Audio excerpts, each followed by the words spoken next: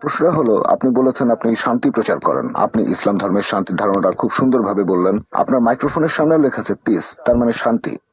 আমিও আপনার সাথে অনেক বিষয়ে একমত। আমার প্রশ্ন হচ্ছে, তারপরেও কেন আপনার কথাগুলোকে বিতর্কিত হিসেবে দেখা হয়? ইসলামিক বিশ্বে বিভিন্ন মুসলিম বিশেষজ্ঞগণ তারা আপনার কথাগুলোকে ভুল বলে মনে করেন। এরকম হওয়ার কারণটা কি? আপনি বললেন যে হোম সেক্রেটারি আপনাকে যুক্তরাজ্যে নিষিদ্ধ করেছেন মিডিয়ার ষড়যন্ত্রের কারণে। তারপরেও অনেকেই কেন আপনার কথাগুলোকে অপছন্দ করে? ভাই, খুব সুন্দর প্রশ্ন করেছেন। আমি যদি শান্তির বাণী প্রচার করি, শান্তি প্রচার করি, তারপরও অনেকে আমার বিরুদ্ধে, মুসলিম আছে, অমুসলিম আছে, যুক্তরাজ্যের হোম সেক্রেটারি। ভাই, আপনাকে বুঝতে হবে, যখন কেউ জনপ্রিয় হয়ে যায় তখন অবশ্যই তার বিরুদ্ধে কিছু লোক থাকবে। সেই জনপ্রিয় মানুষটা ভালো কাজ করতে পারে, খারাপ কাজও করতে পারে। আমি আপনাকে একটা সুন্দর উদাহরণ দিচ্ছি।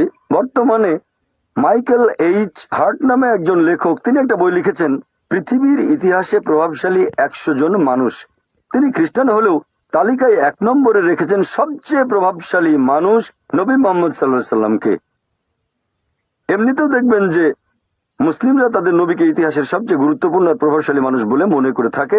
অনেক অমুসলিমও ব্যাপারটাকে এভাবেই দেখে থাকে।